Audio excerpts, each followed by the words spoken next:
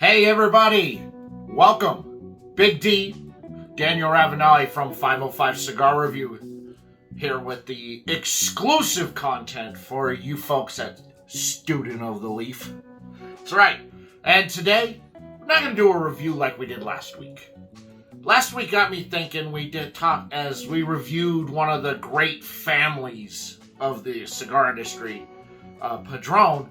Let's talk about another great family of the cigar industry. Let's talk about the Eiroa family. And today I'll be smoking the CLE Connecticut.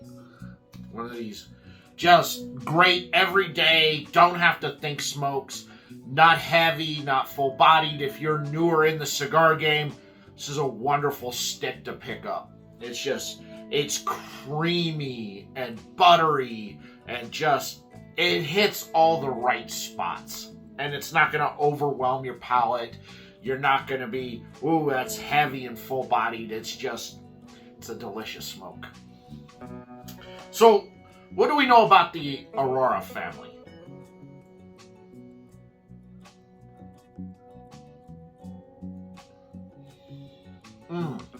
Delicious. Well, so Christian Eiroa, who owns CLE, his brother and his father own Aladino and the JRE brand. Christian's father started Camacho, and it was one of those forever name brand cigars from really the late 60s, and got really big in America in the 70s. All the way up until 2012, when they sold to Davidoff. Yes, that Davidoff bought Camacho. At that point, Christian was the head, the president of Camacho. And he sold, and Davidoff came in, big suitcase full of money, going, we want to buy the Camacho brand. Not only do we want to buy that, we also want to buy tobacco from you. We also want you to manufacture some of our sticks, not just the Camacho sticks, but also Davidoff sticks, the Avo sticks. We want a business relationship with you. And that goes way back to the quality of tobacco that's being grown in Honduras, where the Eiroa farm is located.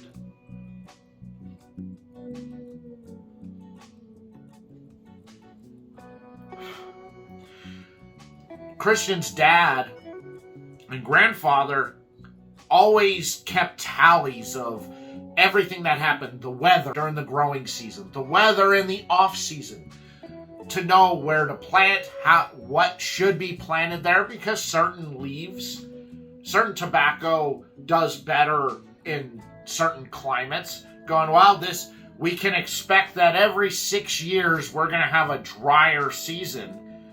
So we should plant more of these types of tobacco since they're more adapt to the drier climate. And so they did. And now with the technology that's out there, one reason why Eiroa puts out this amazing tobacco, the best in Honduras and some of the best in the world, is, well, because of that long standing of noting everything that goes on. And now with the technology, they take samples of the soil to know what is the minerality of the soil, what is the pH of the soil, how much water do we need to give, how do we need to reduce watering, how should we, based upon this, how should we cultivate the soil to produce some of the greatest tobacco in the world. And that Honduran Criollo is like the staple of the Eiroa family. So when they sold off, his dad and brother went off and created the Aladino brand. And I'm sure you've seen the Aladino brand out there. Well, Christian decided the tobacco that they don't think is good enough to be in their cigars, I'm going to take and I'm going to make the cigars. for the CLE brand, the Eiroa brand, some of the Asylum brands. Those are all under the CLE, CLE Eiroa Asylum. Those are all brands that are made by Christian. Christian also does other stuff where he works, manufacture stuff for other people. But those are his brands. And so he decided, I could take the tobacco that my dad and brother say aren't good enough, and I'm going to create magic with it. And that's what he does.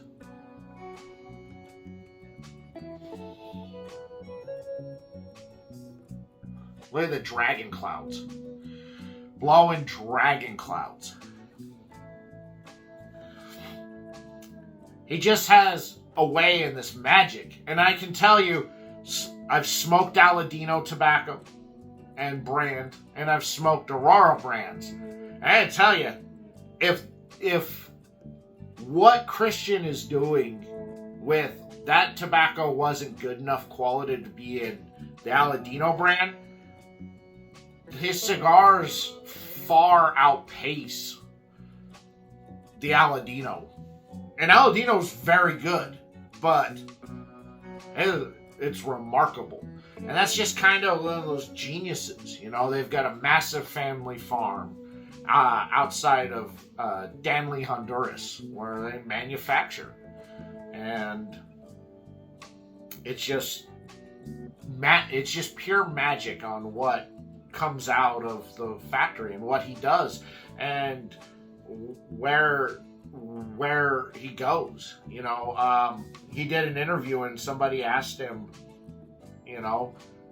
when did you realize that you're no longer your dad's son? People didn't say, oh, well, that's your son. You're your own man, your own person. And honestly, it was when he sold Davidoff, or when he sold Camacho to Davidoff. And people were like, what are you doing? Well,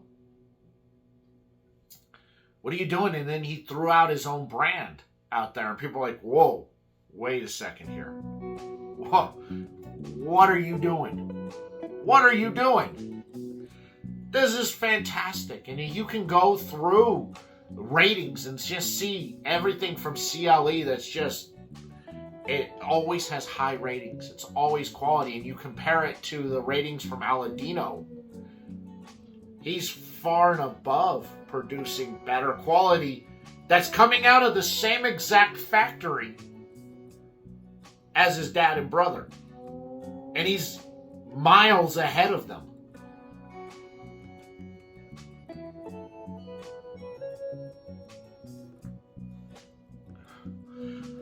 I tell you guys, if you're looking for a delicious, creamy smoke, this is tough to beat. Really it is. This is a tough stick to go. Man, not overwhelming. It's like a high medium, a high mild to a light medium bodied, but it's so creamy and just buttery and toasty, some woody notes coming in. It's so delicious. Like last week, my mouth was watering smoking that Padron.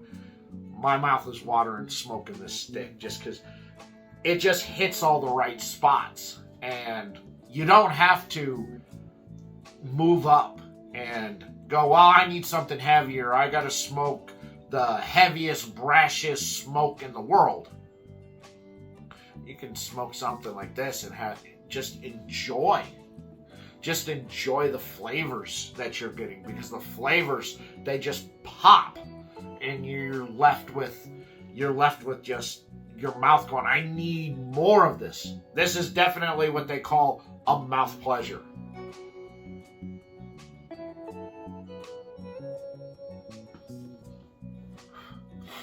But back to Eiroa there. To take science and go, well, let's break the soil down to actually look at what we should plant, when we should plant, how much water we give to produce such high quality tobacco out there. You know, nobody else in the industry, as far as I'm aware, does that. Now, they may have their notebook where they can go back and review what, you know, certain years and how much water they gave, what they plant, where they plant. They go back and do that. But to actually take the dirt and the soil and go, let's break this down. What's in this soil? What do we need to add to the soil? Where should we plant? When should we plant? How much water should we give? We're coming into a time where we're going to be getting a lot of rain. Should we hold back on the water and let Mother Nature be our guide? To have something like that is how you produce some of the best tobacco that on the earth. And I don't think that anybody else thinks about that. They may, but they also may not want to invest that kind of money into what they're doing. Whereas Christian and his family, they decided we're going to make that investment because we want our farm to be the best farm in the world. We want to produce the best tobacco in the world. And I think it shows. If you've ever smoked anything from Aurora or Aladino, or if you've had Camachos prior to 2012 when they sold to Davidoff, I mean, you know, the formula, the Camacho formula didn't go with Davidoff. They bought the name.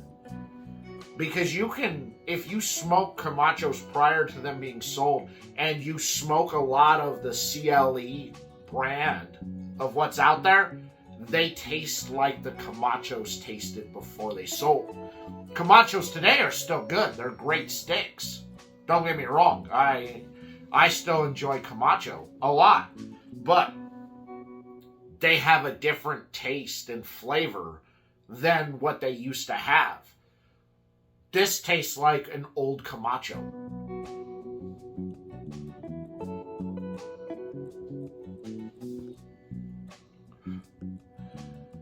And it's delicious and a beautiful stick. So,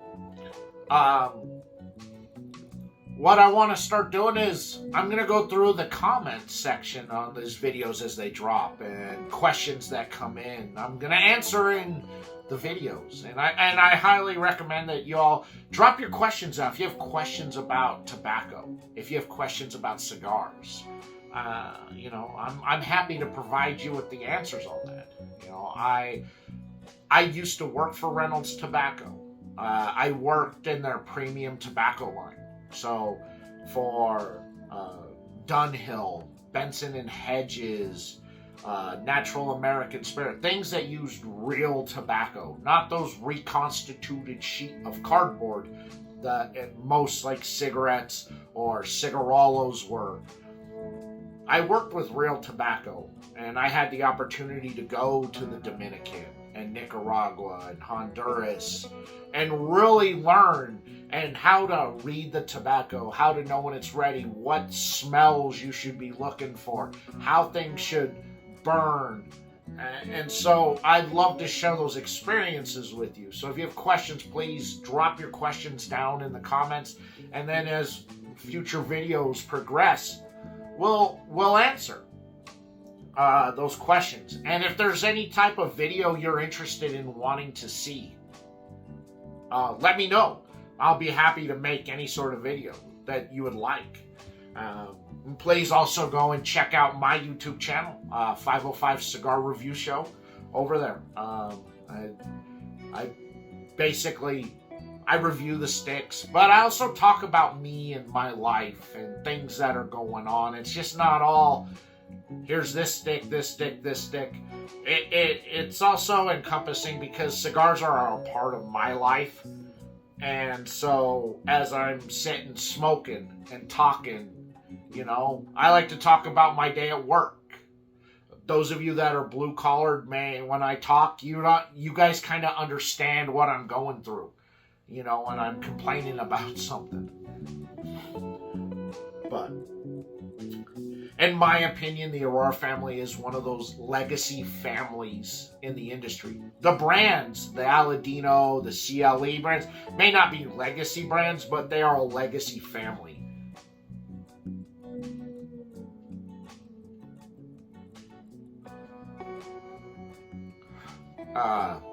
And I think that's important because they've continued to carry on heritage that came over from Cuba, to how they manufacture the cigars, how they grow the tobacco, how they handle the farming, how everything's done.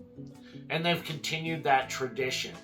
So I think that you don't have to have a brand that's been around for 60 years and go, well, they're a legacy brand, like the Padrones and the Fuentes and Plasencia out there. You can have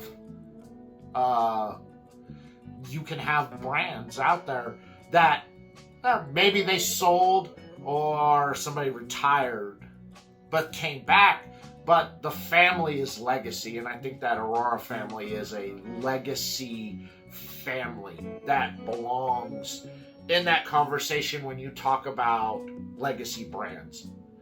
And I honestly think you can't just say, well, CLE or JRE or Alan, you when you say, well, Fuente, you're not just also talking about the brand, you're talking about the family, the Fuente family, the Padron family, the Eiroa family. It's all part of that legacy and the history of our cigars. So, and of the culture. And I think that it's important that you experience what these legacy brands and legacy families bring to the table. Where here you're getting a legacy family that uses science to produce fantastic and amazing tobacco. This family, they've been growing the same way, how they do things. They've been around for 60 years. Here, how they do. I think it's important that you experience it because they each bring something different and unique and amazing to our community, to the culture. So, hope you enjoyed the talk and gave you something to think about. And what do you think? And what's your thoughts on the Eiroa family, on the CLE brand? And do you agree with me? Let me know in the comments. And if you have any questions, please drop them down in the comments and I will get to them in future videos. So for this week, thank you guys for hanging out with me. I'm Big D, Daniel Ravanelli of 505 Cigar Review. And this has been Student of the Leaf. Take care. Be safe out there. Don't do anything I wouldn't do. And as always, guys, peace out.